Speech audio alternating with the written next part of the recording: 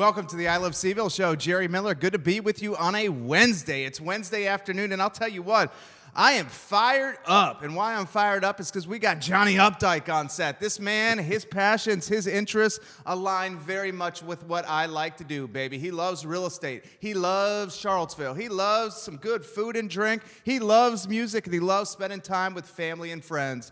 And that is me in a nutshell, guys. We work hard and we play hard, and we're going to showcase John Updike and what he does well, an evangelist for Charlottesville and Central Virginia without question. He's coming up in a matter of moments. Before we get to John Updike, let's thank the fine folks that make this program possible. First, we'll start with Sean and Roxanne Simmons, guys, of Greenberry's Coffee. For 28 years, Greenberry's Coffee has emerged from a local brand into a global brand. It started with a husband and wife and a dream, a roasting facility in the McIntyre Office Park, and a beat-up Honda Civic. They said, let's build a craft coffee company at a time when no one was drinking craft coffee. Barracks Road Shopping Center, guys. Roasting facility in the McIntyre Office Park. Now locations in Qatar, Japan, Saudi Arabia, soon to open in Portland. They have a location in McLean, Washington, D.C., in Harrisonburg, and it started here in Charlottesville, Virginia. I cannot wait to drink some Greenberry's coffee, which I'm going to do right now. Mighty fine, John. Mighty fine. There's nothing wrong with good coffee. Scott Wagner of Scott Wagner Chiropractic and Sports Medicine, also a part of this program. Who's got your back? Scott Wagner of Scott Wagner Chiropractic and Sports Medicine. This guy is changing people's lives at his practice, the old Quinn Farmer Auction House. Guys, before we get to John Updike, all I'd ask is for you to like and share the stream. Give it a like, give it a share, and let's put John Updike in the positive spotlight. Harris Tolbert's our director. Let's go to the studio cam, Harris Tolbert, and let's welcome John Updike to the program. John, que pasa? I'm glad to be here. It's great to have you here. It's on a sunny day. It's a little cold outside, but I'm glad to be in the studio with you. I heard, when I heard you were coming on, and I heard we did some promoing that you were coming on, every Tom, Dick, and Harry came out of the woodwork. You are a man that has a lot of friends, John Updike. Yeah, the closets are squeaking. John Updike. All right, where do we start? Why don't we start with an open-ended question for you that you're going to have no problem with. Okay. Who is John Updike the man, his passions, his interests, what he likes to do, how he goes about his life? Well, I come from Danville, Virginia, but I've been in Charlottesville 34 years. And I like Charlottesville. I went to the University of Virginia. And I lived in Washington for a while and worked on Capitol Hill, and came back here in the late 80s to work at the University of Virginia Medical Alumni Office. And then I've never left. I bought a home. I'm a realtor, but I've been in the home 34 years, which is, ironically, probably a realtor's nightmare. I was going to say that. But I like where I live. I'm 5 minutes outside of town. If I want to go to Crozet, I can go west, or I can come to Charlottesville and go to music concerts or restaurants or whatever. And I just like where I live. And our neighbors have been there about the same amount of time, and we really just enjoy it. It's like a little private road out in the country, and I like living there. And then I got into real estate 16 years ago. I've been with Roy Wheeler Realty Company all 16 years, and it's close to my home. It's 5 or 10 minutes away, and I've been doing it a long time, and I enjoy it. And as we get into the program, you'll discover my music interest, my sports interest, and I always say, it's on my website, I always like coming back to Charlottesville when I go out of town, because it's such a great place to come to. I've been through a lot of changes, or Charlottesville has been through a lot of changes over the years, but most of them have been good. So Charlottesville is a perfect fit for me, and it's right in the center of the state. The mountains are to the west, the beaches to the east, and I just like living here. I love it. Let's turn that into a sizzle reel right there. Who is John Updike, Harris? Mike Hogan says, this is where John lives, baby. Rob Smith says, John Updike, the realtor to all the beautiful people. Troy Mendenhall III says, speak it, John Updike. We are live on 7 Facebook pages across the I Love CVille network. What's it like to feel so loved, man? I see it when you do a post. People they jab you a little bit, but they always come back and give you some props. You're clearly a well-liked guy in this community, John. I don't want to get on a soapbox, but I just try to treat people with respect, no matter whether it's political differences or social differences or whatever. I try not to get too far into the psyche of other people. I just like to be friendly to everybody. The golden rule. That's true. I guess my parents taught me great in Danville. And, you know, I don't pontificate on Facebook about politics. I try to keep it clean, and whether it's music or sports, it's just I try to keep it clean, and you know, you got your reputation on the line, and you do it well. You got to protect it. Sharon in Charleston says, Virginia, the best that the United States has to offer. A lot of folks throwing some text messages to me left and right. I'm getting them right now. I'll relay those to you. Let's talk about the birth story here. How does a young little guy, a young tyke, go from Danville to Woodberry Forest? I want to hear that story right there. This guy, Woodberry Forest, one of Woodberry Forest's finest, John Updike. Tell me that story. Well, it kind of goes back to my brother. He went there first. He's 4 years older. And he actually had started GW High School in Danville for 2 weeks, and he got into Woodberry off the waiting list, and he said, I want to go to Woodberry. So he went away to school, and then 4 years later, I did the same thing. And to me, Woodberry was, it probably thrust me into adulthood faster than I would have. I love Danville, and I still do love Danville. It's my hometown. But Woodberry did a world of good for me, and I treasure that more than anything educationally in my life. Why? It got me into a routine, a schedule, and it's out in the country, so to speak, and I just like the routine of it, and coming home on vacations was fun, but I really enjoyed going back to Woodberry, and I'm still active with Woodberry as an alumnus, and I just think it's a great campus. They've certainly grown since I've been there. I mean, it's one of the best prep schools in the country. That's true, and a lot of the faculty. There's one guy who's retiring this year that was there when I was there, so that tells you how long it's been since I've been there. So, but I've stayed in touch with some of the faculty, and there are a lot of good memories, good relationships. You can work through a lot of things in your life, problems or whatever, and you can also have fun up there too. So it's a great campus, and I love it, and I'll always be tied to it. Let's get, guys, you got a question for John Updike, put it in one of the chat boxes that you're watching across the I Love CVille network. Give this page, get whatever Facebook page you're watching a like and share. We work hard to put this program on. All we ask is for a like and share from you guys. This is what I'd like to throw to you. John Updike, 18-year-old young man, goes from Woodberry Forest to the University of Virginia.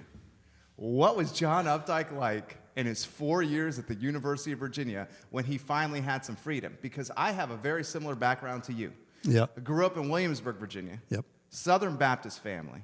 And you know about them Southern Baptists. I'm Okay. an Episcopalian. Okay, so you know, you know exactly what I'm talking about. Yeah. Southern Baptist family. My father had half a beer his entire life. Good Lord. Never seen my mother drink but 2 glasses of wine her entire life.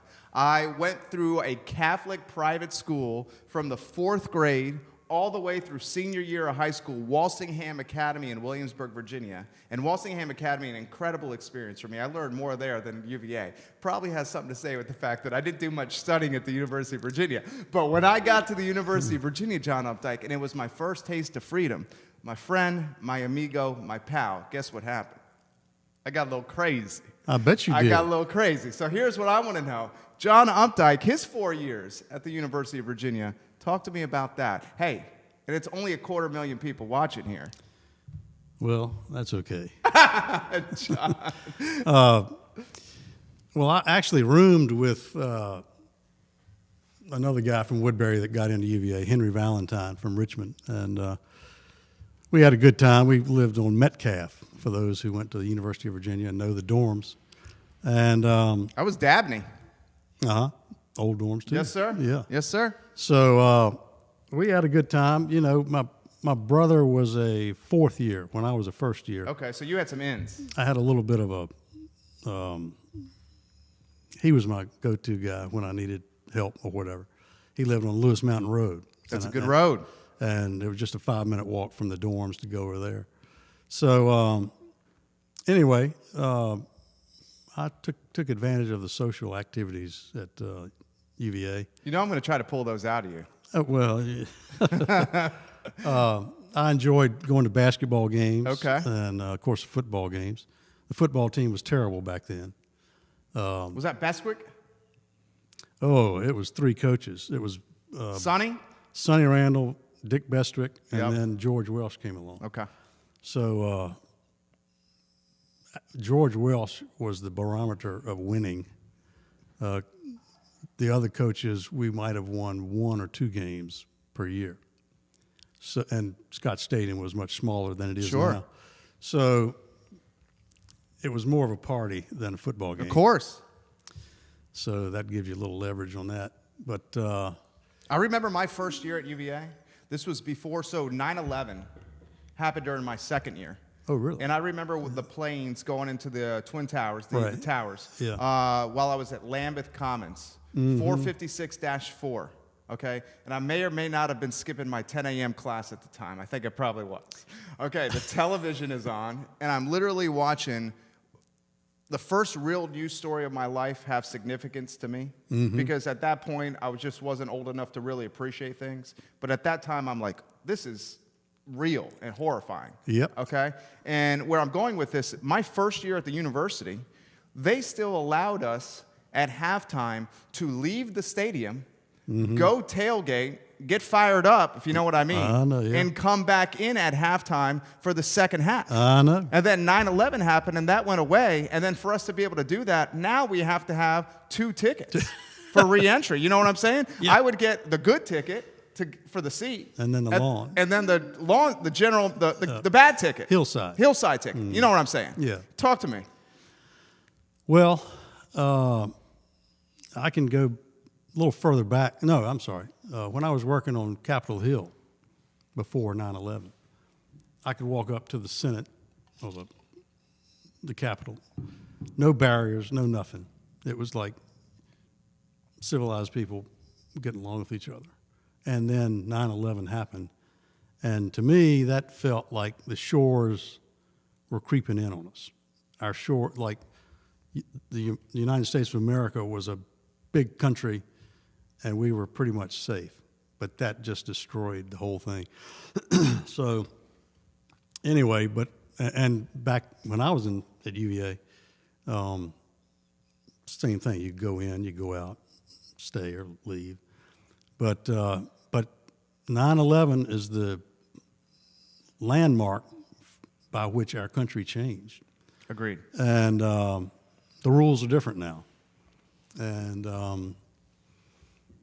anyway, I have no problem abiding by the rules. Me either. Yeah, I'm a rules guy. But most of the time. But you just have to learn to live a different lifestyle because of what's happened on our shores. Talk to me about UVA when you were there. Some of the things that folks tell me about is like, Jerry, you know what you missed? You missed Easters. Yeah. Okay? You missed Easters. You missed the most epic party. So I was a Phi Kappa Psi. We talked about this off air. Phi Kappa Psi, guys, the fraternity house right in front of the Mad Bowl. The fraternity house that got caught up in that Rolling Stone nonsense that ended up being fake news, the definition of fake news. And all us brothers, all us fraternity brothers at UVA, when we were reading this Rolling Stone article, we all knew this is ridiculous. This absolutely never happened. Yeah. But it shows the power of the media, where I remember going to Thanksgiving and my grandmother at the Thanksgiving table in front of everybody, my entire family, my brother, also a Phi Kappa Psi. My dad went to UVA. I remember her saying, so Jerry, this Rolling Stone article, literally in a genuine and authentic question, asking us about it. And my brother and I just look at us and we just rolled our eyes. Yeah. And, you know, so where I'm going with this is, everyone would tell us about these parties on the Mad Bowl and around the university and Easters. Give me some perspective, John Updike. Well, I'm not quite that old, but when my brother was here, I did come down from Woodberry for one Easters, and it was still in Mad Bowl. And then at some point, they said, okay, we're not going to have Easters anymore, and all the parties went out to the country. Which made it worse in some ways, right? Yeah.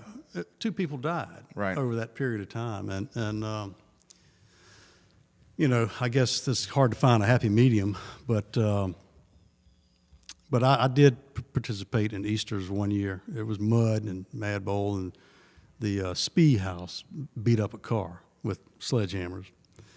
And it was all new to me. You know, you don't see that in Danville very often. Or Woodberry Forest. Oh, Woodberry Forest. Yeah. So anyway, there were some parties that were facsimiles thereof along the Easters line, but it just wasn't advertised as much. I mean, they had bands come in and all that, but fraternities would do sort of private parties, and again, that's an evolution of change due to what had happened before. Oh, absolutely. And now the university, and you know, I have some friends, you know, some interns that have worked for for our business here. It's changed completely since then, and it's much less party centric than it used to be. I know. And the UVA corner is much less fraternized and patronized by undergrads. Dude, I'm gonna put myself in some hot water right here. And Bob Shot, a good friend of this program, good friend of you, he's giving you a little jab right now. Oh, he is. And Bob Shata says John cheats with his golf handicap. What do you got to say to Bob Shata right there? That's fake news. That's fake news, John Updike. Bob, go back to work. Go back to work, Bob Shata. Like and share the stream, guys. Wherever you're watching, like and share the stream. Let me throw this to you. I remember my first year going into Coupe de Villes off Elliewood. Oh, yeah. Okay, and Coupe de Villes, and we're going to get to real estate. I promise you. I promise you. We just got so much in common here. I remember going to Coupe de Villes my first year with essentially what was a napkin that said I was 21 years old. A napkin? Pretty much. Ooh. They're like, how old are you, son? I'm 21. Come on in. And I was able to go in. And then things started changing. And where I'm going with this is 34 years you in Charlottesville. I want to talk Charlottesville change, but first UVA change. How have you seen as an alum, you're an alum, someone who bleeds orange and blue, how have you seen that university change? Well, going back to the ID, when I was in school, the drinking age was 18. Okay. And now it's 21. And I have different opinions on that. I think it, in some ways, creates more problems than it solves. Absolutely. It makes it the devil's juice. Yeah. And another thing that I don't understand is why a young man or woman can serve the country at 18. I agree. But that young man or woman cannot have an alcoholic beverage. I agree with that. And I think if we drop the alcoholic beverage limitation to 18, it would not be so much the devil's juice, and it would be more just approachable and everyday beverage, which would then create less trouble for it. I agree. What you said is, I agree with it 100%. But and I guess from an intellectual standpoint, my daughter went to UVA. She graduated in 2017. And I think the IQ quotient is substantially higher than it was when I was here. I think so, too. When I was there, for sure. So it's more competitive. And, I mean, I'm sure it's good for the reputation of the university. And I guess I'm glad I came along when I did. I mean, it's a global brand now. It is, and it's all universities have grown over the country, and you have to keep up with each other.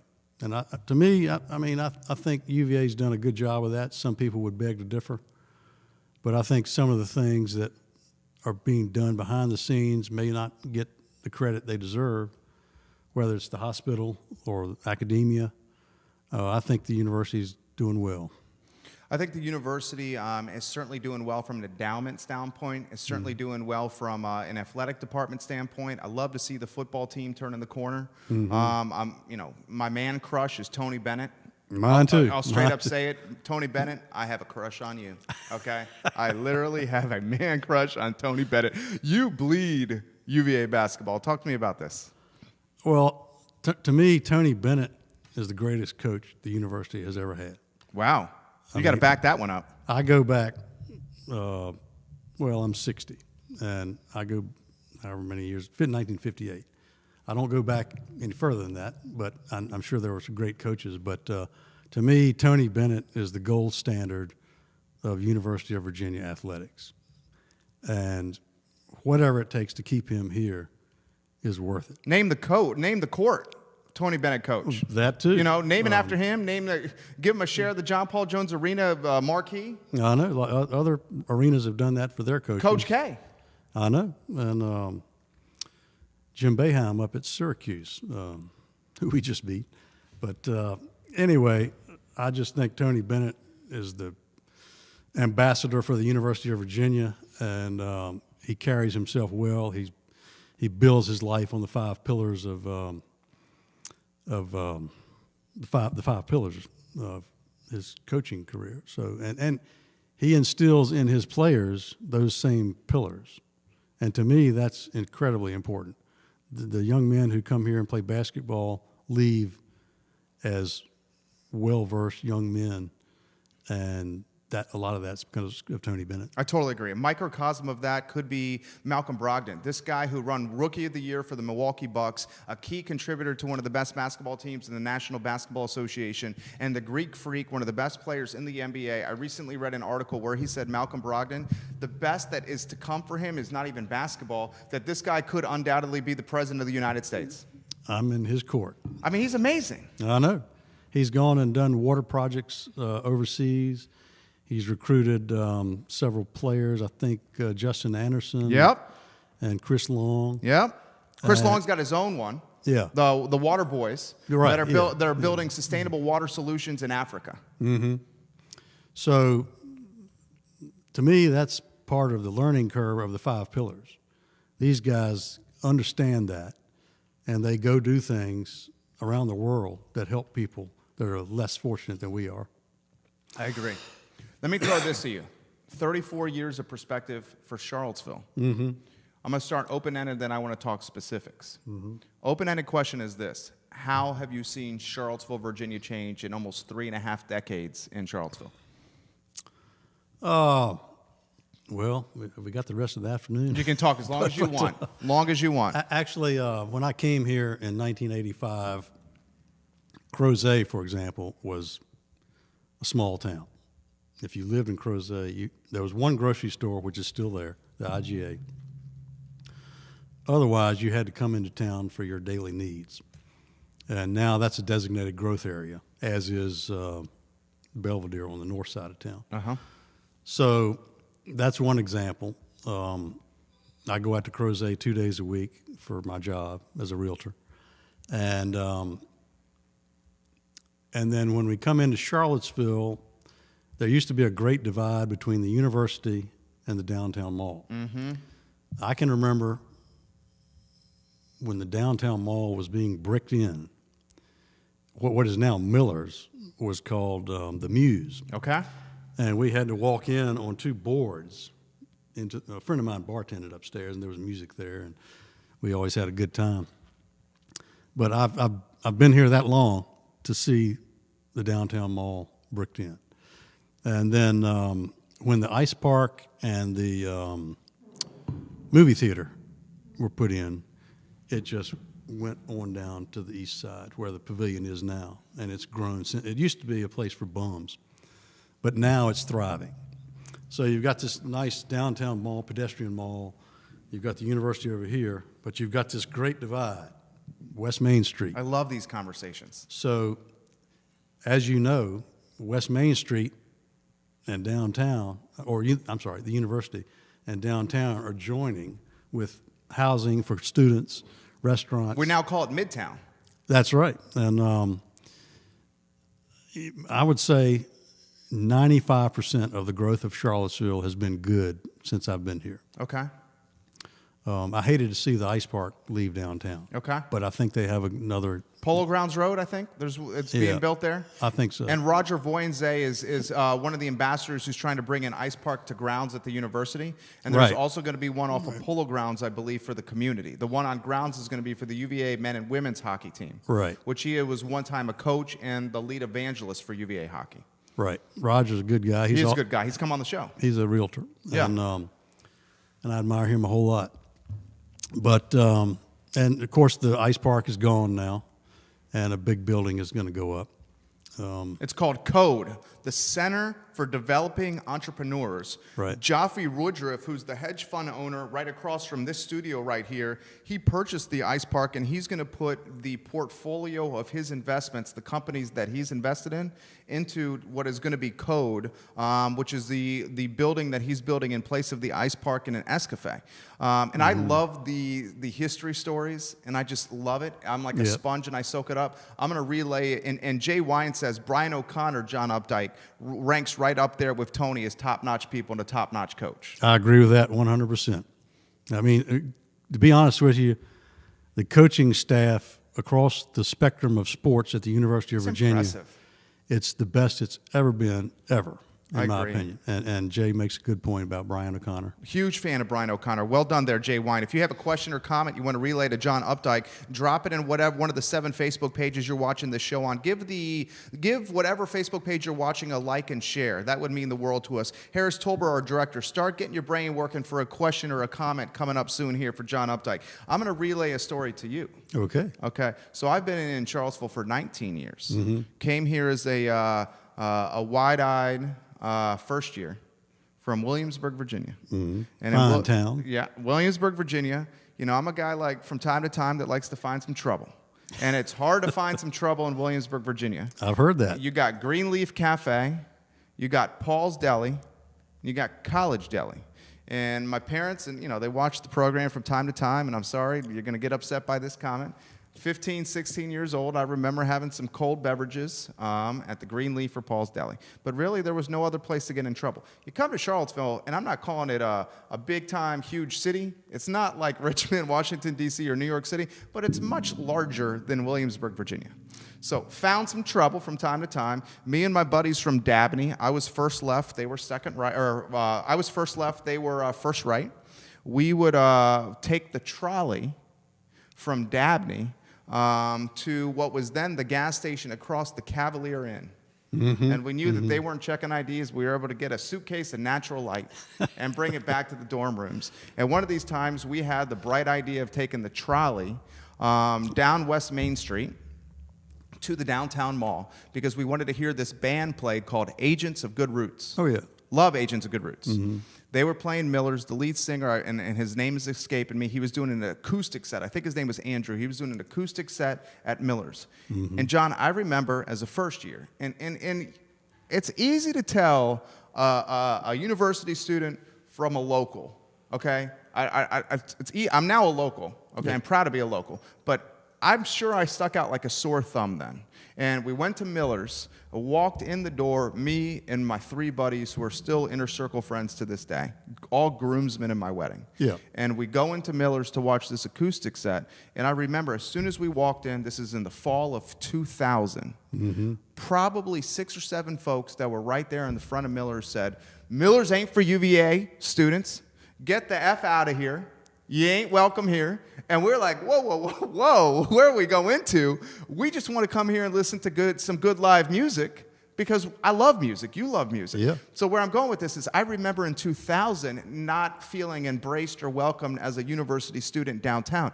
It's changed dramatically now in the downtown mall. And now when I go out to happy hour or I go out to dinner, wherever it may be, and Wilson Ritchie, one of the fantastic restaurateurs in Charlottesville, is watching this program now. Good.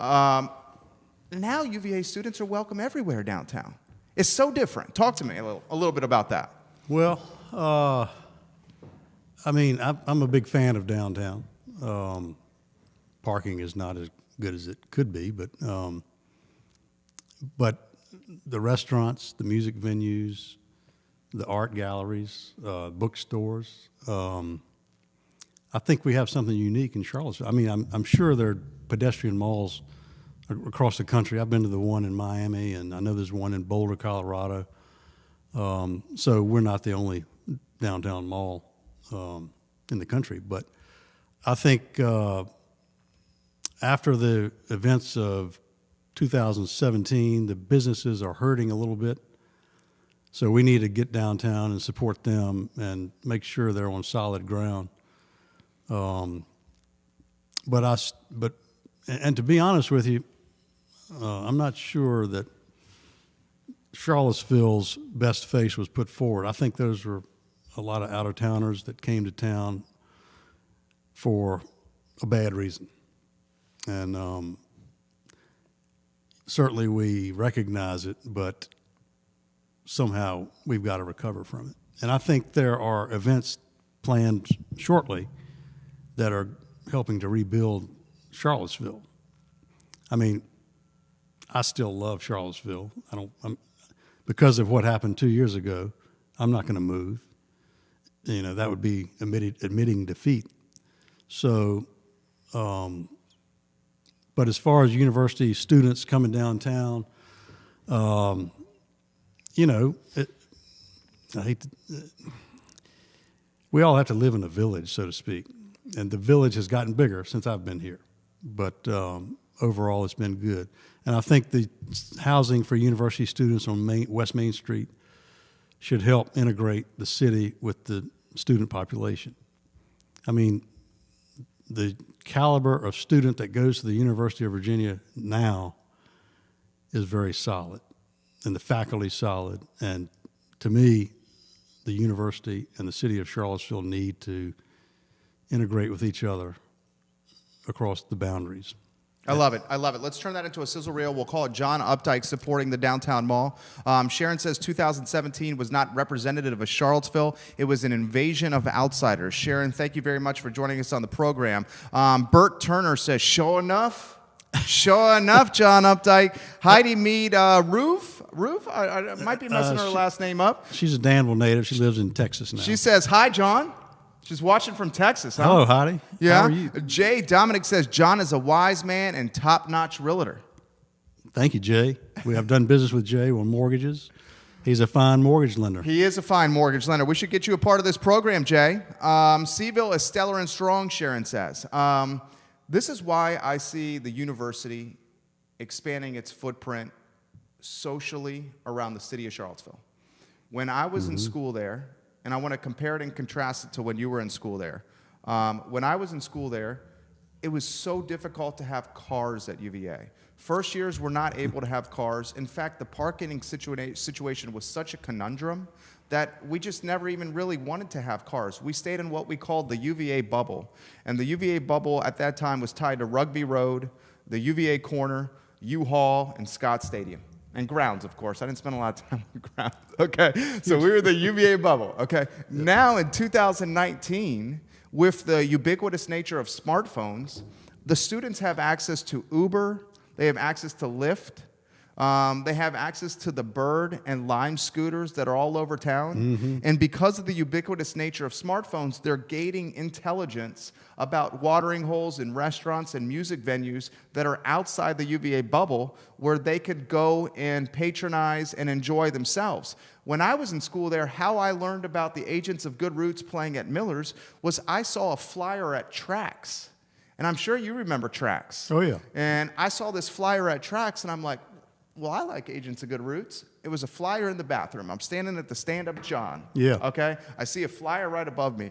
And in the bathroom right next to me, some guy is puking his brains out. And I'm looking at the stand-up John, and I'm like, okay, I want to go see Agents of Good Roots. And I tell my buddies that we end up going. Now with these, they get all the knowledge they want, and they can go anywhere they want. Talk to me about, and you can speak from firsthand perspective because your daughter went there. That's true. You know, these in 2019 and going forward, I'm sure you'll see students like this going across the street, crossing the sidewalk. I mean, crosswalk. And to me, I don't know, but I think it's a dare that all UVA students take, because I'm driving down the road like this, and I've got to stop, which is okay, but you have to be aware that they're going to be UVA students and citizens too, with their phones like this, crossing the sidewalk, crossing the crosswalk. So you just have to adjust to it. And but I can remember. Let's talk about Dave Matthews a little bit. Yeah, we'd love to. And I have no limitations here. I want to go along with you. Yeah, well, Dave played at Tracks. Okay. I think it was either Monday night or Tuesday night for $5. And if you go further back in Williamsburg, where you're from, Bruce Hornsby played in a place, same thing, $5. I would run into Bruce Hornsby at the post office all the time. Yeah. And his niece I went to college with, Meredith Hornsby. Oh, good. Yeah. Didn't mean to interrupt you, though. Yeah. But my cousin, Bill Core, went to William and Mary, and he would go see Bruce Hornsby for $5. So anyway, so Dave played at Tracks for $5 before he got really famous. And I went at least twice, and everybody was dancing.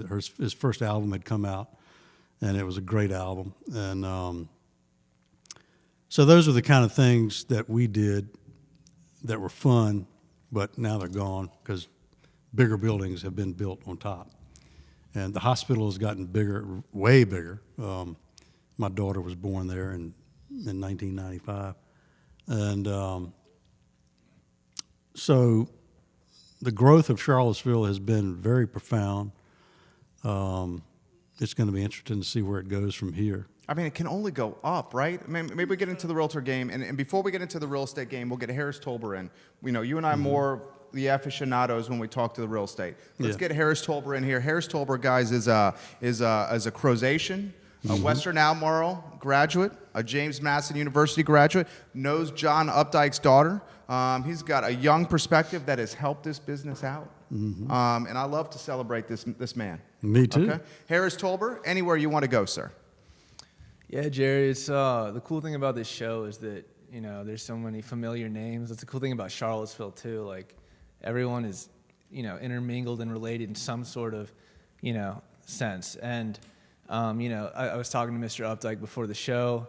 You know, I went to high school with his daughter, Julia. I think we might have also gone to Meriwether Lewis Elementary together. So, you know, that's just how it works around Charlottesville. You grow up with the same people, know the same families. And I guess my question for you, you know, I'm a music fan, and I know that you are too. We were talking a little bit before the show. Yeah. I was telling you that I went to like my first bluegrass show. It was at the Jefferson. I forgot the name of the band, but I was walking out of work and I saw my my old friend. You probably know the Ottoways, right? Oh yeah. Yeah, I saw Kyle Ottaway, Yeah. who I also went to elementary school with. Yep. And he's a big bluegrass fan, so he said, "Hey, come to the Jefferson." We went down there, and it blew me away. I'm not usually a bluegrass fan, but they had an amazing mandolinist and fiddleist. And I was wondering, you know, for us newbies, what local kind of festivals or local bands in the bluegrass genre would you recommend for a guy like me? That's a great question. Well, the first festival that comes to mind is one that's pretty close to here. It's like less than an hour away. It's in Natural Chimneys State Park, and it's called the Red Wing Roots Festival. It's a great one. And I'm wondering if what you saw was either Old Crow Medicine Show or Green Sky Bluegrass. Both of those bands, in addition to others, have kind of created a progressive mark on bluegrass. It's not all plink, plink, plink, plink, plink. It's like a cross between bluegrass and rock and roll. Right. So, but I would highly recommend the Red Ring Roots Festival in Natural Chimney State Park. It's in July. It's July 12th, 13th, and 14th. The lineup has been announced. Other festivals, of course, we've got Lockin' down the road and the Festi, and then Floyd Fest in Floyd, Virginia. It's up on the Blue Ridge Parkway. I've been to that many times before. Chris Hodges is the curator, and they have wonderful bands that perform there. Again, that's a smorgasbord of music. It's not just bluegrass. It's rock and roll. It's blues. So there's something there for everybody. That festival gets about 10,000 people now, and Red Wing gets about 4,000 or 5,000. And then I think the Festi probably gets 5,000 or 6,000. Let's highlight our boy Jay Wyatt. All right, Jay Wyatt has a place at Alder Creek Farm. That's where he lives.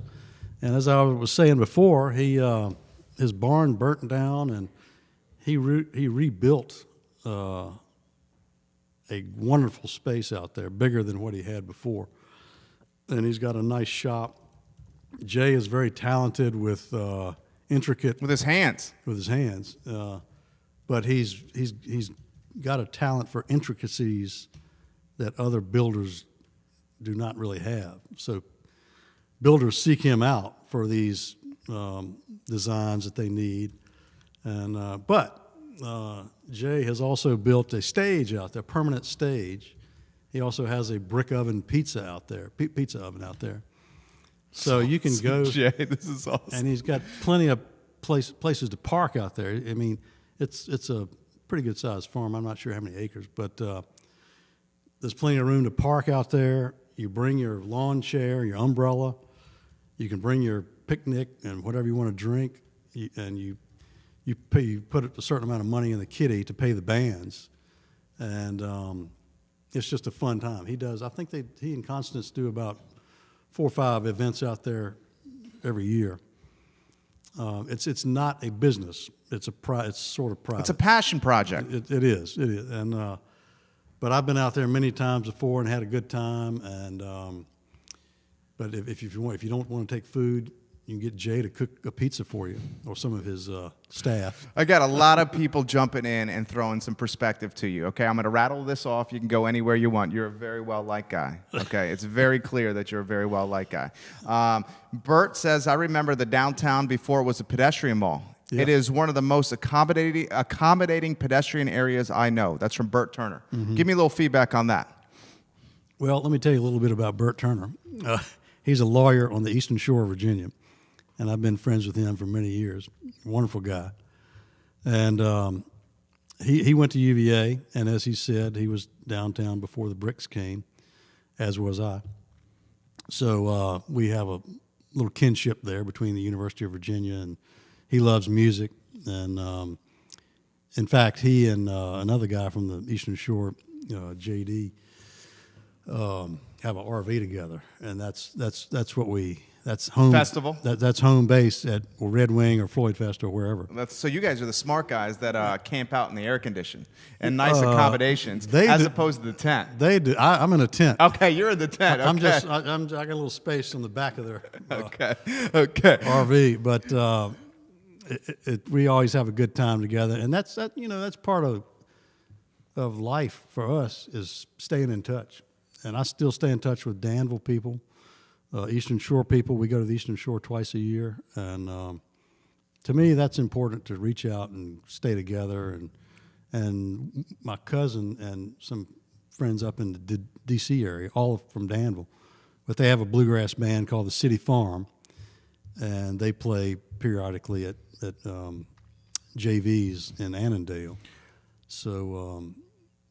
So that brings us together. Music brings us together. I love it. Music, the common language across the globe. John Denny says, you're pretty articulate for a Danville boy. Linda Wells said, John, you're looking really, really good on this live cast right now. Folks are saying, John, don't forget about the Ragged Mountain String Band. Don't forget about Trailer Parker and the Propane Tank. That's not a real band. Actually, it is. But that's one of the most creative names I've ever heard. Trailer Parker and the Propane Tanks.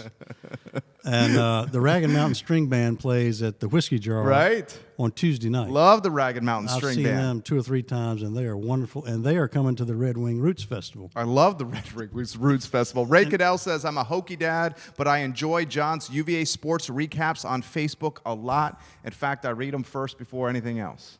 Well, that's nice of Ray to say, and I admire his music ability with the Ray Cadell Orchestra and all the bands within that play in smaller groups.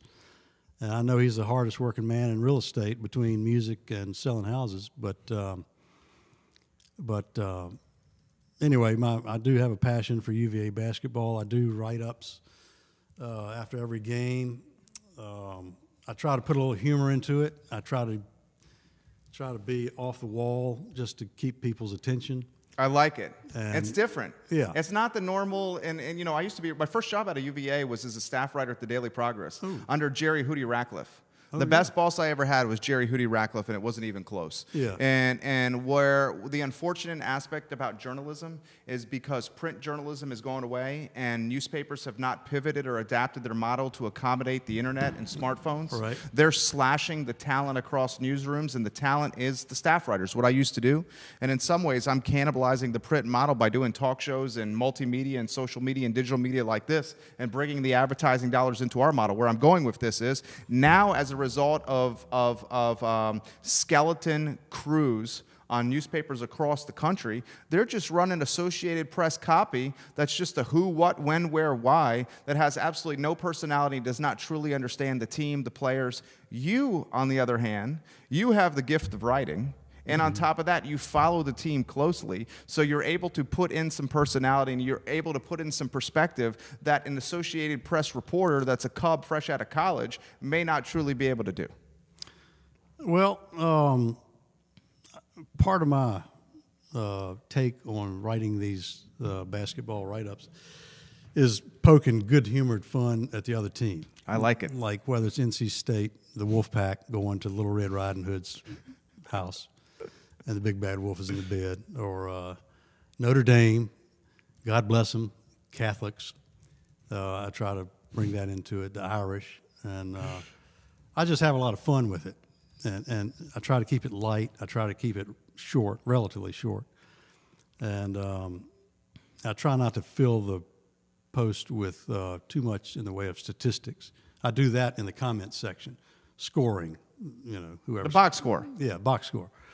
And then I posted on the last game, Tony Bennett had a nice press conference, and I posted that. And but that game at Syracuse was unbelievable with the three-point shots. And I put a breaking news thing in the comments section that says the Carrier Dome nets are being replaced because they were torched. I saw that. By UVA. I saw that. So anyway, my overall point is I try to have a little humor in it, and hopefully that keeps the reader's attention, and they can probably read my write-ups in 5 minutes or less. Stevie Coyle says, greetings from California, John. I sure do miss touring the East. You are a great guy. Great to see you, if even only virtually. He knows I'm a huge fan of you, John Updike. Stevie Coyle is one of my good friends, West Coast friends. He was in a band called the Waybacks. He now has a guitar shop called Mighty Fine Guitars, as a matter of fact. And, you know, when Stevie came to Polly and Van Holton's house in 2008, I had just found out my mother had pancreatic cancer. And I'd been to Danville to visit her. And I came back, and Stevie Coyle was playing at Polly and Van Holton's house. And that was the most therapeutic medicine I could ever have had. Having just found out my mother had pancreatic cancer. And for that, I'll always be grateful to Stevie Coyle. Is she okay? She died in 2008. Pancreatic cancer is a bad one. But she lasted about 5 months with it. Talk to me about what you remember. I love the stories about how the downtown has changed. I love the stories of how Charlottesville's changed. Yeah. I love just hearing the historical perspective. Anywhere you want to go with that one. Well, let's see. When our daughter was, small, a toddler, the Sprint Pavilion was not there. It was a grassy area with a stage, with a much smaller stage. And wasn't Fridays After 5 at one time on the other side of the mall? Yes, it was. Tell me about that.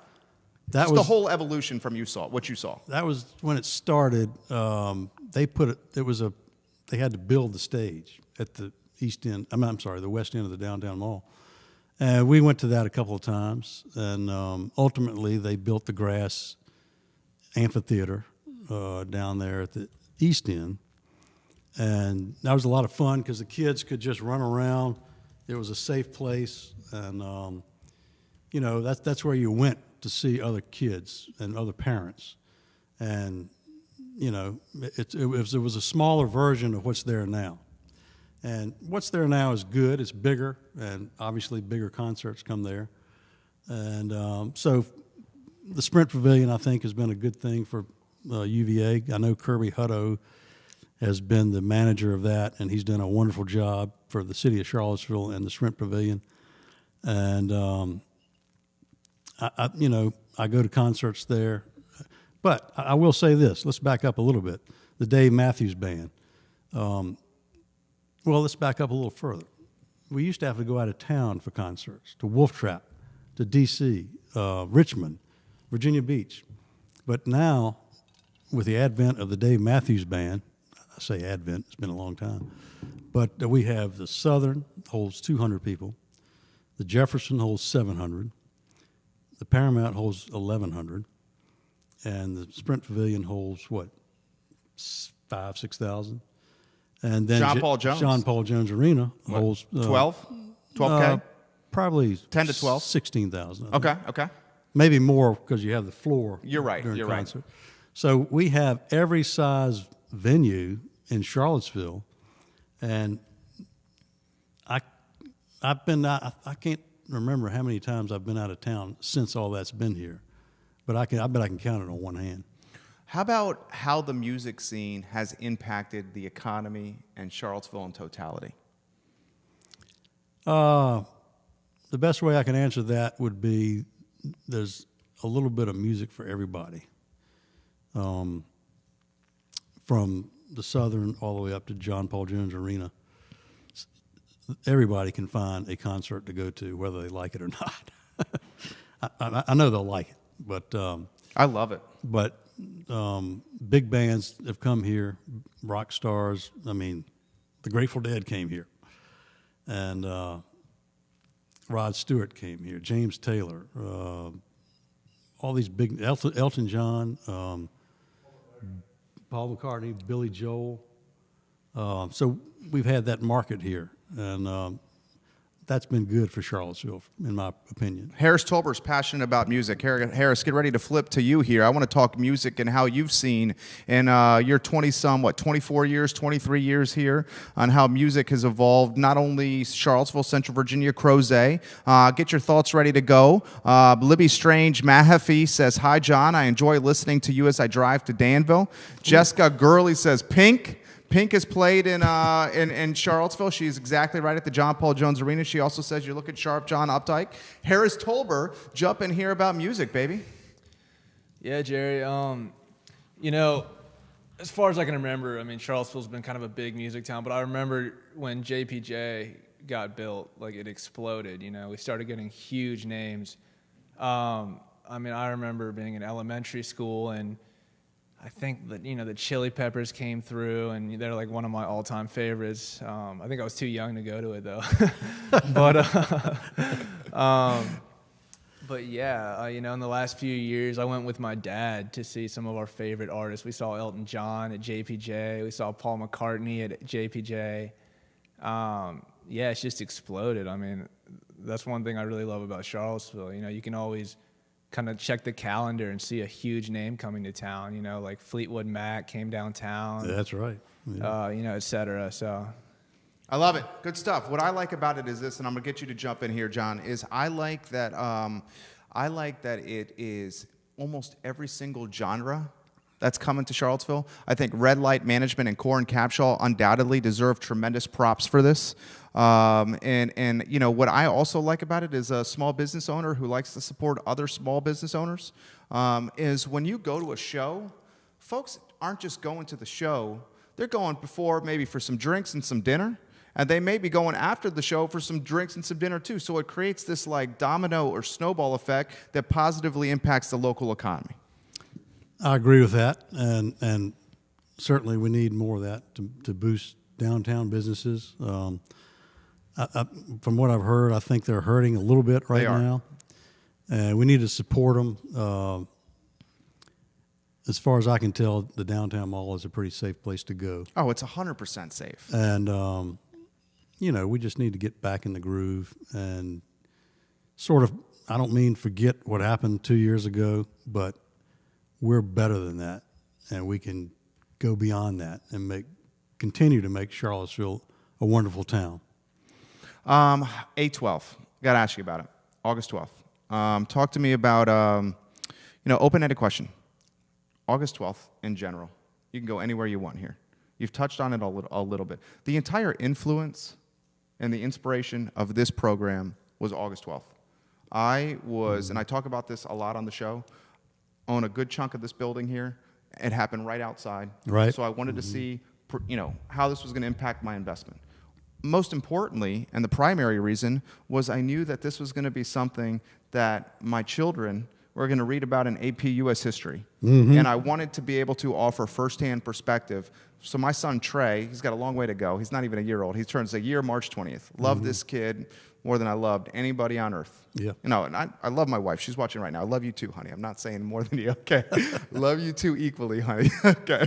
Where I'm going with this is I've not experienced, and you know this, your father, I've not experienced these feelings before, where there's something so like helpless that needs, you to help mold him into a man. Okay? Where I'm going with this is I wanted to be able to relay this firsthand perspective to him.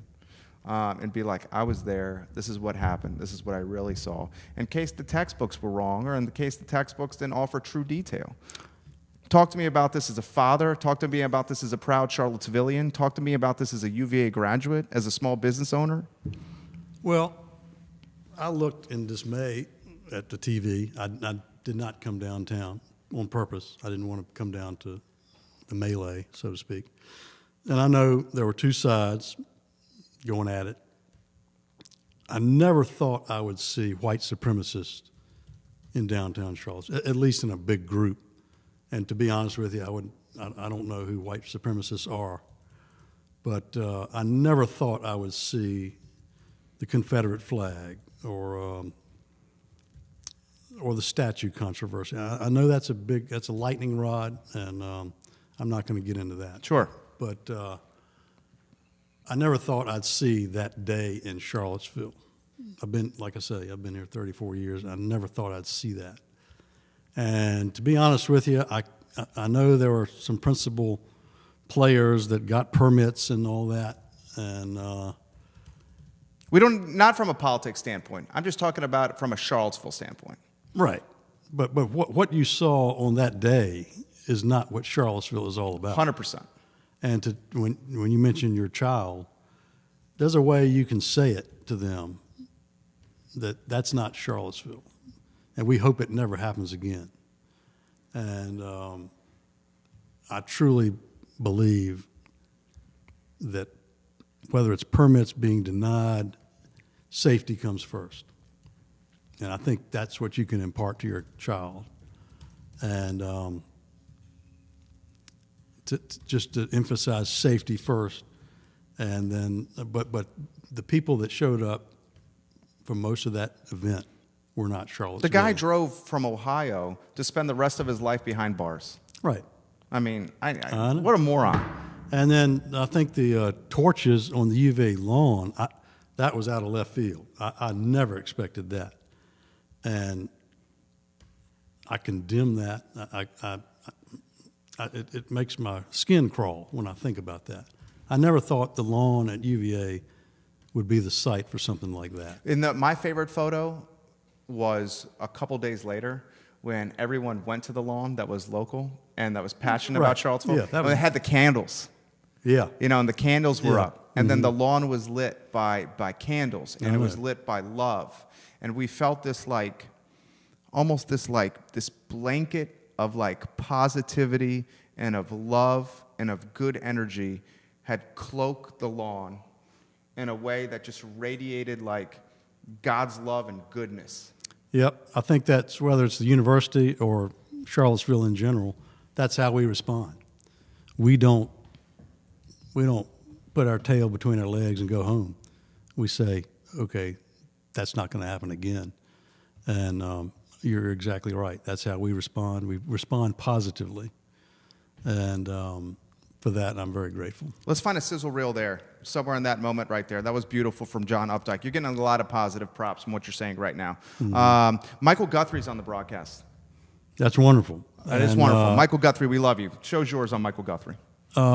Michael's in the hospital right now, and I want to say hello to you, and I'm in your court. I want you to get well, we want you back at work, and we love you so much, and we're thinking about you every minute of every day, and we really want you to come back healthy and be amongst us and be our leader.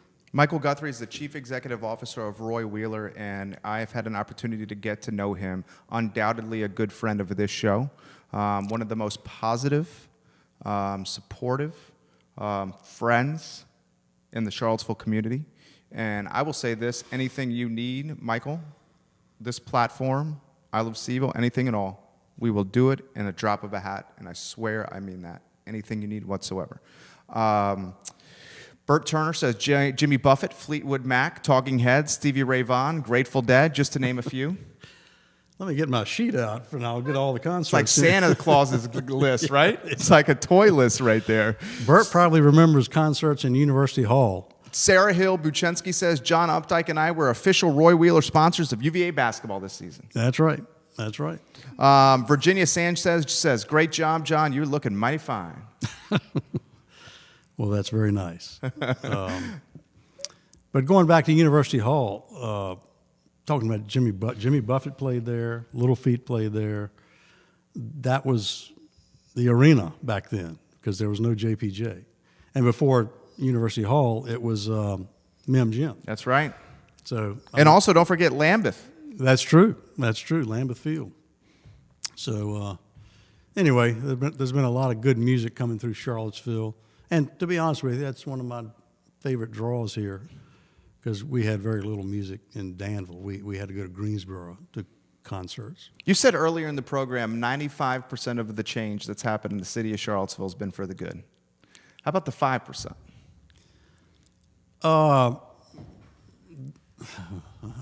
Tough question for you. It is. You know, whether it's parking or to be honest with you, like going back to what I said earlier, I think it's important to be kind to your neighbor, and that crosses racial barriers, religious barriers. Just be nice to people. And I always remember Rodney King out in L.A. when all that stuff was going on. Rodney King says, "Can't we all just get along?" And you know that's a pretty simple statement. And why can't we all get along? I mean, whether someone is a God-fearing person or not, and I'm not going to get into the religious piece here on the show, but I will get into the golden rule piece. And I try to embody, and I slip, we're human. Mm-hmm. I just try to live, my family does, wife does, raising our kid this way. Mm-hmm. Golden rule. I mean, if we all live by the golden rule, we just would have such a better community. I know, and that encompasses respect, and I think my parents instilled that in me, and Woodberry Forest helped.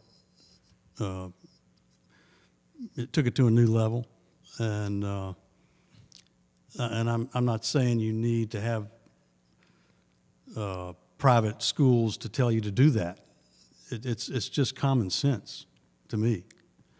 And when I'm walking on the street, as long as I catch somebody's eye, I'm going to speak to them. You know, just be nice to each other. How about the proliferation of, and my wife's a Long Islander. Ooh. She's a Yankee. Okay. So I'm choosing my words carefully here. The proliferation of Northerners into Charlottesville. And it started was when Charlottesville started becoming known for the best place to live in America. That's right. And then once one outlet, and I'm not even sure who the first outlet was, but once one outlet started saying, this is the best place to live in America, then not every single one, but just so many other outlets started piggybacking on this story. Then next thing you know, the USA Today is reporting that Charlottesville is the best place to live in America. And of course, with media attention like that, you're going to get a flock of folks from all over the globe, all over the country, and certainly all over the eastern seaboard migrating to Charlottesville and Central Virginia. We'll start open-ended first. You have 34 years of experience in the area. Best place to live in the area, Charlottesville, Virginia, and how that's impacted the community. Well, to your point, that's one of the biggest points in Charlottesville's history is that press says Charlottesville is the #1 place to live. and I was early on in my real estate career back then, and we had publications that said it's the number one place to live, and that's what put us on the map, so to speak. And people moved down here. They retired from New York or whatever. Young people came here. It just became a destination. And prior to that, I won't say we were a sleepy old town, but it was intimate. It was intimate, and like Harris just said earlier, even though Charlottesville has grown, there's still small pockets of friendships that you might not see somebody for 10 years, and hey, good to see you again. We still have that. I don't think we'll ever elevate to a New York City, so to speak. But as long as Charlottesville has that camaraderie, I'm happy here. How about how it's influenced real estate? I mean, it's put real estate on a different level. Well, I'm not sure if this is an up-to-date statistic, but Northern Virginia, Fredericksburg, and Charlottesville are the most expensive places to live in the state of Virginia. So, like where I'm from in Danville, the real estate market is so much different. It's you can buy a bigger house for less money. And less employment. That's true, because Dan River Mills and Dibble Brothers Tobacco left town. Exactly. And when you don't have the jobs, that depresses the real estate market because the disposable income isn't there. When the disposable income isn't there, prices go down. That's true. Now, some businesses have relocated to Danville. The downtown area is being revitalized. Mr. Warner was down there, Senator Warner was down there last week checking it out. I mean, there are restaurants down there. Their old tobacco buildings are turned into condos now. And Danville is reemerging. They're repurposing. And there is an Institute for Advanced Learning and Research down there to help retrain the workforce. So Danville does not go down without a fight. I love it. And, just like John Updike. But Gina Hunley says you're a movie star, John Updike. Well, my movie career is over. John Updike. So, how about the real estate piece? Small parts. Talk to me about the real estate piece. So you were talking about how the cost of living, the cost of real estate is comparable to Fredericksburg and Northern Virginia as the three highest markets in the Commonwealth. This would be the third one. Yeah. And Fredericksburg makes sense because of the proximity to D.C. and Northern Virginia. That's right. Northern Virginia makes sense because D.C. and Northern Virginia. Right. So, and I lived up there back in the day. And so rat race. It's more of a rat race now than it was then. But Charlottesville, affordable housing is a big issue. It's always at the forefront. Habitat for Humanity is doing a great job. They're going to redevelop the Southwood Mobile Home Park on the south of 64. Sure. I live in Redfields. Oh, good. Hop, skip, and a jump from Southwood. I sold a house to John Stacy over there. Okay. You need to meet your neighbor. John Stacy, what street did you sell it on? I'll have to look it up. Okay, I live on Rockledge. I don't know why I'm talking about that in front of 250,000 people, but let me get my files here. But I love the south side of town, and great. obviously I have skin in the game down there. But it's booming. Well, with Wegmans there and the shopping center around that is what's precipitating the growth of the real estate market on the south side of 64. Absolutely. So I love Wegmans. 10% increase in equity in my home. There you go. I'm not knocking Wegmans at all. So, but anyway, the real estate market is expensive, and maybe that's the reason I'm in the same house I've been in for 34 years. Well, you also have no mortgage on it. That's true. So, but there's a little something for everything, for everybody. What's selling right now is probably $650 and under, maybe a little higher. Maybe you can go to 800, but the homes that are taking the longest to sell are over $1 million. Sure. And supply and demand, baby. And if you've got that kind of money, so much, God bless you. But I think those clients, you have to sort of wait for them to come to Charlottesville or if they want to move up from a smaller house to a bigger house, you sort of have to be patient and wait for it. Sarah Hill Buczynski says, I think what makes CVille different than other areas that are a melting pot of people from all over is that people choose to come here for the quality of life above other things. And it's easier to be nice and help each other out when you love where you live. I love that comment. I couldn't agree more. And going back to Tony Bennett, Tony Bennett likes living here, and I'm sure all the other coaches like living here too. And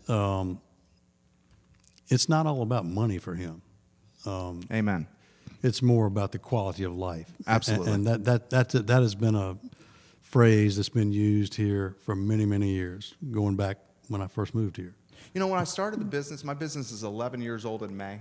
Nice. Okay, May 31, 11 years old. When I started the business, I took my life savings at the time. I was in my mid-20s. Yep. Was doing sports broadcasting. I had a show on 7 ESPN affiliates. Was statewide. Had 2 TV shows on NBC 29, one Saturday at 12 p.m., one Sunday at 12 p.m. Both of them bared my name. Had a website that was aggregating all my content, and I had a 3-day-a-week story in the Daily Progress sports section. Doing multimedia, okay? Mid-20s, making really good money, single, could do, for the most part, whatever I wanted. Yep. And then I said, let me start a business. Lo and behold, I had no idea how difficult this was.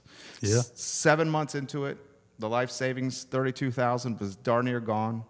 Was spending it on stuff that, in retrospect, I'm like, why did I need 22 hats that had my logo on it? Well, because the sales rep said if you get 22 hats, you get a price break of $1.50. Oh, good. I mean, that makes a lot of great sense, right? I remember going to Pana Garden Buffet across from Lameth on Emmett Street with Ziploc bags. And when the ladies weren't looking, I was taking the food from the buffet and shovel it into the Ziploc bags, 3 or 4 bags that I would put in my jacket, and then I would bring it home. And that was my food for a couple days, and my dog's food. Good heavens. And when I wasn't doing that racket, I was lifting up seat cushions in my friends' houses looking for $1.03 and change for a double cheeseburger at McDonald's. And those were the meals for, 7-8 months. Yeah. Then we started doing well. And like Charlottesville, and I'm going to throw it to you, and I'm going to relay it to you in your career. And like Charlottesville, when you do well by one person, that person becomes an evangelist for you.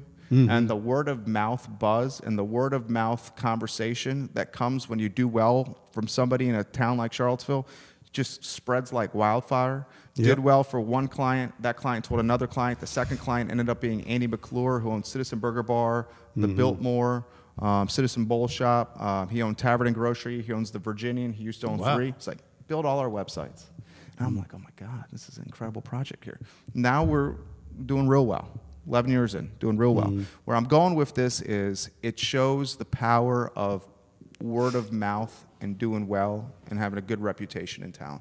And I think you embody those qualities, and I see it with the feed when folks like Mike Hogan say, you're looking good, John. You're looking real good. When Vicky Rich Meter says, Johnny B.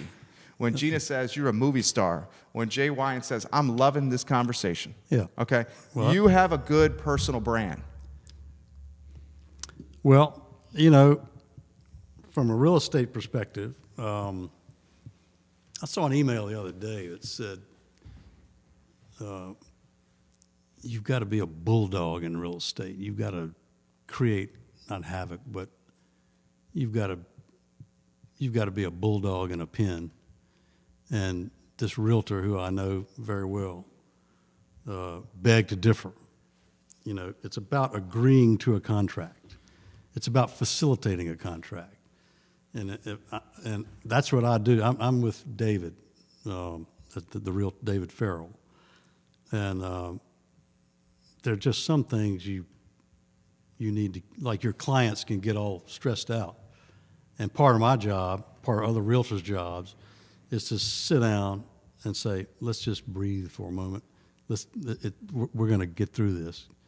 And I mean, some transactions are difficult, but part of our role is to make people calm and to make it as stressless as possible. I mean, there's going to be stress, whether it's the mortgage or terms of the contract or whatever. But But part of our job is to make a transaction go smoothly and for the two realtors to get along with each other. And if you do that, to me, that's a success. Turn that into a Sizzle Reel, Harris. Let's call that John Updike Real Estate. I get the impression when you're doing business, you're like this. You're you. You're human. You're like this. You're humanized, localized, and personalized. And when we're trying to build brands, we're an advertising agency, also do some real estate investment. When you build in brands and you're managing the brands for our clients, we try to do three things: humanize, localize, and personalize the brand. Right. That's who you are every day. I'm not going to change my persona. And it makes things so much easier, right? I mean, if I changed my persona, I'd go down to the Paramount Theater and get on stage. I don't do that. I'm not an actor. But I play one on TV. Billy Kurdick says, another great guest, Jerry. John Updike is killing it. He's opening up the new Sweet House on Ivy Road. Oh, nice. Nice. Yeah. Great. I'm familiar with that brand. And, Barracks Road, speaking of Barracks Road, that is one shopping center that has stood the test of time. They've improved when they needed to. They've drawn in high-end clients, and Federal Realty. That's right. And Greenberry's coffee shop. I know it's a wonderful shopping center, and I can remember the only time that parking lot was really full was at Thanksgiving and Christmas. Sure. Christmas. And now it's constantly. It's full every day. Yeah. And maybe Charlottesville's grown that much, but I think that shopping center has been a wonderful asset to the community. And back in the day, where Bank of America is, I forgot the name of the place, but it was where everybody went. That was out in the country back then. Talk to me 50s. About the stories about. I love hearing this story, where you reach a certain point on 29, and then it just became nothing but what Wendell Wood owned, and it was just nothing but farmland. Wendell Wood and Dr. Hurt. Dr. Hurt, yeah. Charles Hurt. United Land Company and Virginia Land Company. That's right. Yeah. And I can tell you a story about Dr. Hurt. Okay. Okay, and then you probably have plenty of stories about Dr. Hurt. Yeah. Okay, Dr. Hurt. So I'm in the back of Jack and Jill's on High Street. And Zanice, Greek fella that owns Jack and Jill's. Zanice, that sounds familiar. Zanice lives in Glenmore. His daughter Janice. Yeah. Okay, they run in Jack and Jill's, and I'm trying to buy a piece of property from Zanice. I like to, I like to represent myself. Okay, I like the negotiation aspect of things. Yeah. So I'm back and forth here, and every time I go into Jack and Jill's, Zanice is like, "Let me get you a hot dog. Let me get you a hamburger. Yeah. Okay, let me get you something." He's such a generous man. Never let me pay anything. Just put food in front of me. I'm like, "Zanice, I literally just ate 30 minutes ago. I don't need a foot-long hot dog and fries." He goes, No. You look skinny. We need to thicken you up." Yeah. And we finally get to the bottom of the ninth inning of the deal after 3 or 4 rounds of negotiation. And he goes, "Come on. I have a language barrier, as you know. I want you to negotiate and talk with one of my friends. We're going to do this after hours." So this is like 9 p.m. on High Street when Jack and Jill's is closed. We're in the back booth at Jack and Jill's, and I'm young and dumb and don't know what's going. I know what's going on, but I don't know who I'm sitting across at the time. And across from me is Denise and Dr. Hurt. Dr. Hurt is wearing this ratty blue blazer. He's got his tie at half-mast. He's got stains on his clothes, okay? And me being a young, dumb, like mid-20, 20-year-old negotiating this deal, I'm like, who's this guy? Does not dress sharp, okay? Yeah. Of course, this guy is one of the most powerful, influential, wealthiest real estate owners in the area. And we get a piece of napkin. Dr. Hurt pulls out a napkin and a blue Bic pen, the cheapest pen you can possibly imagine, that doesn't even write on the napkin, okay? He's going, licking it to try to get it to write on the napkin. And we're passing this napkin back and forth doing the negotiation as Zenice is smoking European cigarettes and drinking Sambuca. I think is that the Greek liquor? The licorice. Yeah, yeah. Is it Sambuca? Yeah. Or what's it? It might have been Sambuca. It's Greek. Okay, okay. So Sambuca. I'm drinking Sambuca. I hate Sambuca. I'm trying not to show my face that this is disgusting. I'm trying to be a man with these guys. They're drinking Sambuca. He's smoking cigarettes. It's cloudy of smoke in here. We finally come to an agreement as we're passing this napkin back and forth on a piece of property on the downtown mall. Okay, on the downtown mall. And Dr. Hurt is negotiating the deal. And dude, this guy was chiseling me like to the increments of like $2,000. And I'm like, every $2,000 was me like having to like wring a towel. Okay, that's how tough. Finally, we came into an agreement. He circled it. He worked the terms of the deal down. It was a seller finance deal. Okay, it was a seller finance deal. The property was the collateral. Okay, 10% down, 8-year period, fixed interest rate. After the 8 years is due, the entire loan has come due. Long story short, we agreed to this. We shake hands on it.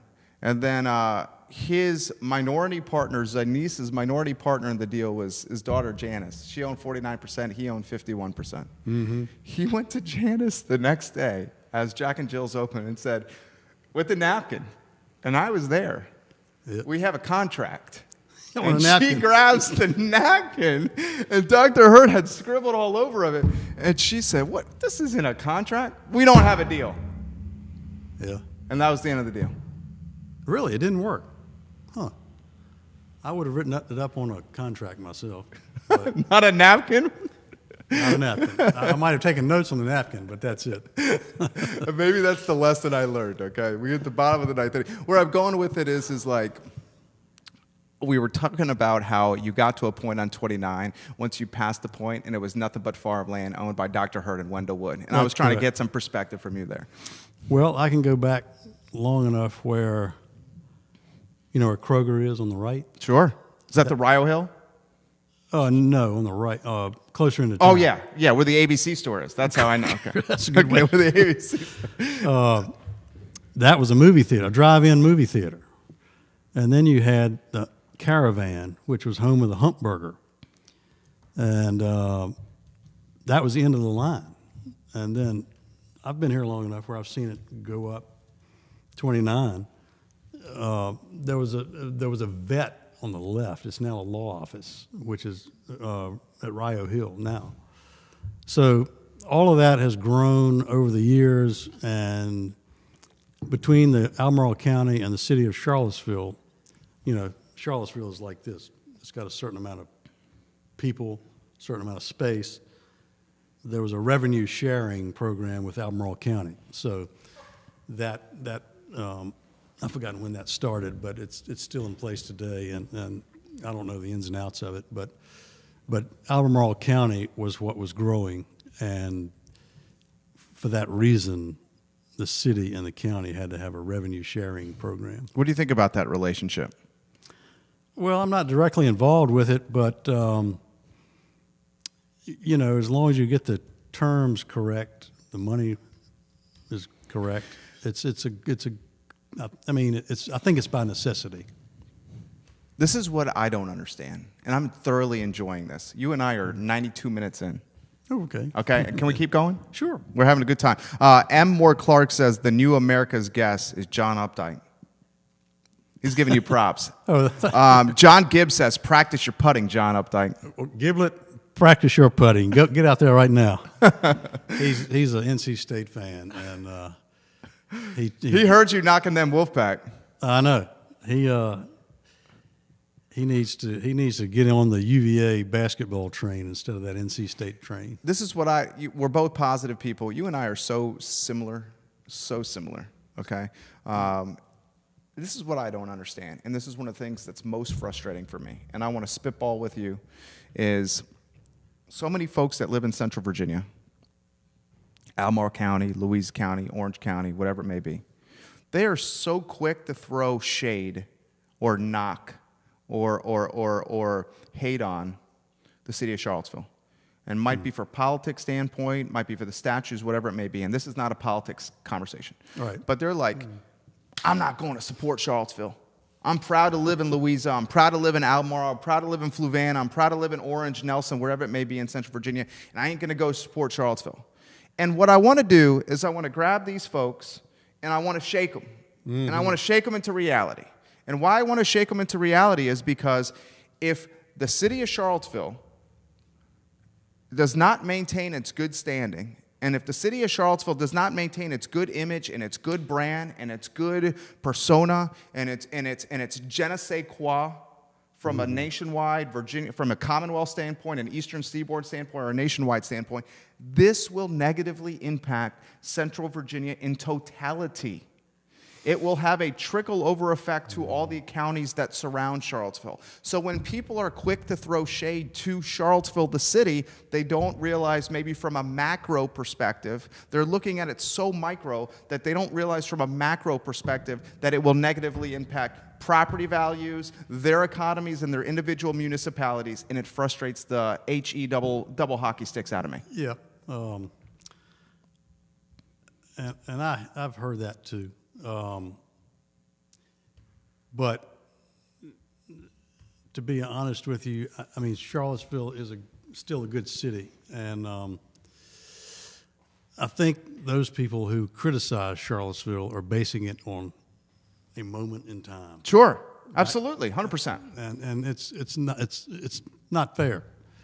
Now, Spring Creek, or right there where 64. Zion's Crossroads. Yeah. That area is booming. Booming. Yeah. And that's not by mistake. It's by development. And if I had heard what you were hearing, I would say, well, wait a minute.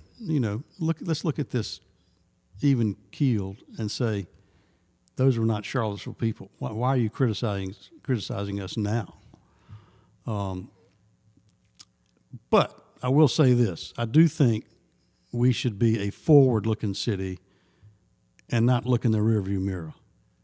And part of looking forward is getting along with each other, saying hi to your neighbor, doing business with each other, going out to dinner with each other. And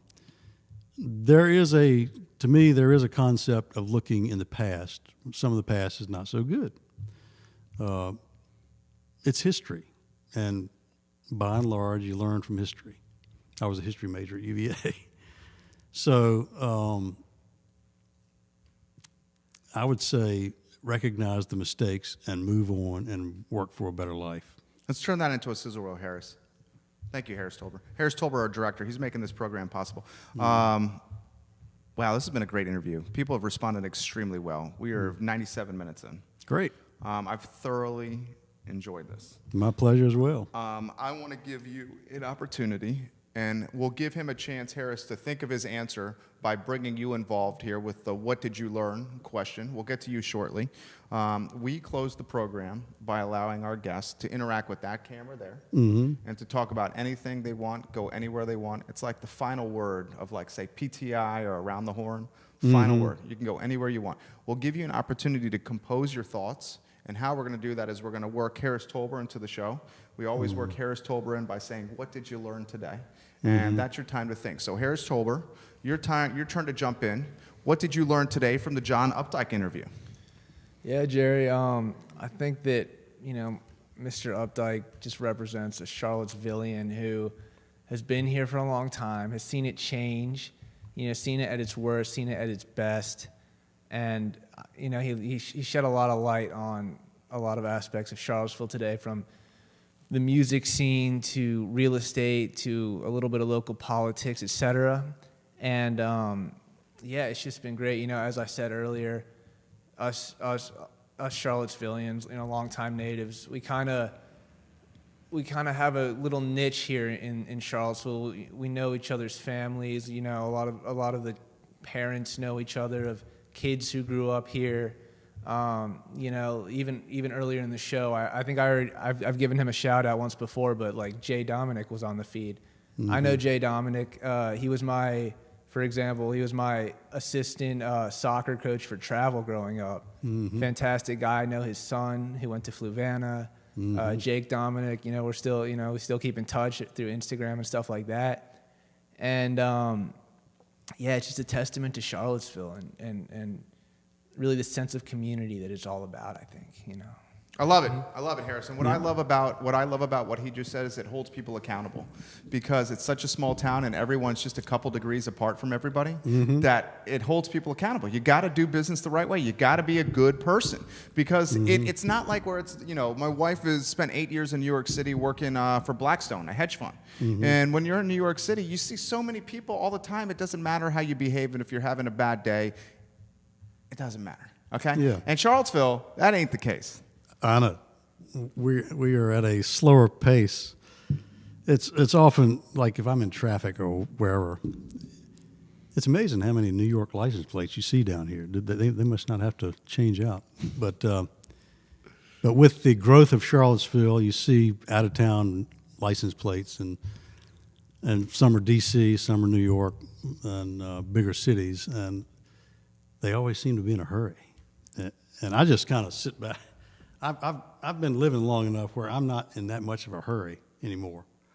So I try to be cautious in traffic, and I just lay back. Like when these people are in a hurry or whatever, I don't want to have a wreck. I just want to be calm in traffic, and that's the way Charlottesville is. Charlottesville is not meant to be a big city. And I totally agree with that. It's funny you say that, because my brother and I went out to L.A. for the first time exactly 1 year ago. And when we got back here, like, we both just looked at each other in the Uber, and we're like, just driving through these countryside is like such a breath of fresh air. You know what I mean? I know. It's like when you've been in a city too long, you come out to like Charlottesville and you're like driving like down Garth Road or like somewhere out there. It's just a breath of fresh air compared to like LA or like a big city. Yeah. Everyone's in such a rush. You get out here and you're just kind of chilling, and it's just a really nice vibe, Yeah. Well, a friend of mine that I went to UVA with, on the same dorm, as a matter of fact, he says, "You guys don't appreciate Charlottesville." I said, "Well, how can you say that?" Right. I didn't say anything to you about that, so you just made that comment. It's an assumption.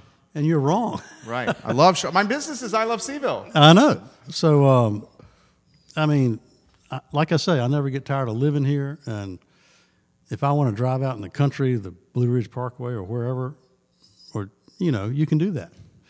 And people are at a slower pace of life, and my hope is that people will have a chance to talk to each other more with a slower pace of life. And I know business gets busy, but, you just need to slow down and say hello to people, and that's part of rebuilding Charlottesville from what happened 2 years ago. I love it. I love it. Let's give them a chance to create a sizzle reel here. You can go anywhere you want.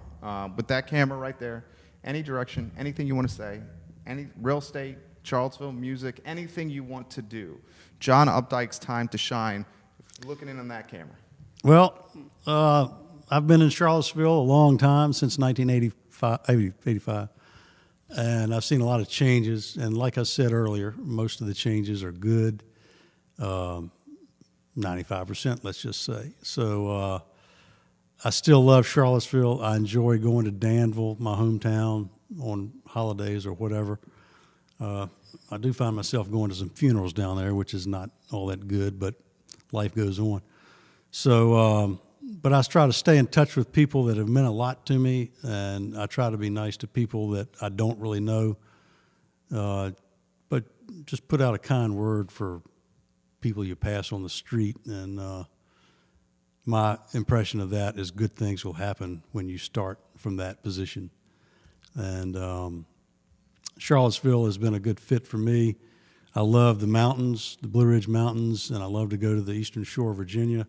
My family and I go there twice a year, and where we go is only cottages and the beach. You have to drive at least 2 miles to get to a restaurant or Cape Charles or wherever. And Bert Turner lives over there, and J.D. lives over there, and we have some friends who live there. And so anyway, as my father once said, I was born a Virginian, I'll die Virginian. And I always enjoy coming back to Virginia when I go out of town. And I've said that before about Charlottesville and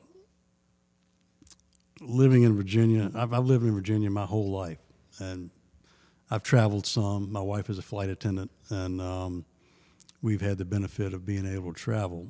But I always enjoy coming home to Central Virginia, and I like where I live, even though I've been there for so long. I love it. Sizzle reel that, baby. Lauren and Judah, let's get that far and wide. That was one of the best sizzle reels we've done. I want to... Pleasure being with you. It was fun. I look forward to another opportunity. Longest one we've ever done. Oh, really? Good. Longest one we ever done. And still felt the shortest, though.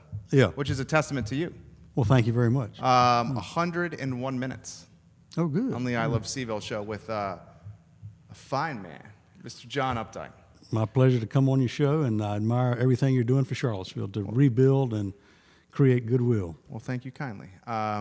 Guys, coming up on the program at 3 o'clock, which is in fact 50 minutes, so we're going to put Harris, Tolbert, Judah, and Lauren on a little overtime and a little fast working, and we do a 3 o'clock show called What's Barking Local, where we spotlight the animal community in Charlottesville, Virginia. I'm a big dog lover, have 2 German Shepherds myself, and I love to talk animals and dogs in a positive spotlight. I close the program the same way every time. The I Love CVille show, the impetus, the influence, and the inspiration behind this program is what happened on August 12th right in front of our building on Market Street. And we're trying to do our small part to help change the conversation and to help make Charlottesville a better place. And how we're doing that is 2 ways. The first way we're doing it is we are giving more than we're taking. We are giving to the ecosystem in the Charlottesville community more than we're taking. And what I found when you give more than you take is you end up winning in the long run. So if you can give more than you take, guys, you're going to make the community better. And the second thing, and it's been a common theme throughout the entire program, live life by the golden rule, okay? Smile to people. Open the door for somebody. Let someone go ahead of you in traffic, okay? Be nice. Live life by the golden rule, and we'll get Charlottesville and Central Virginia back to where we need to get back to.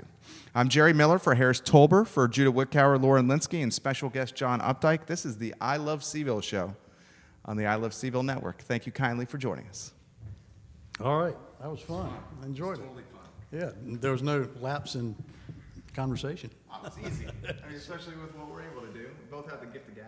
Yeah, I know. Yeah. This is what you can expect from us. We will package everything, the show, the sizzle reels. Harris will send them to you. Harris, I think we can do before close of business Friday to John. Okay?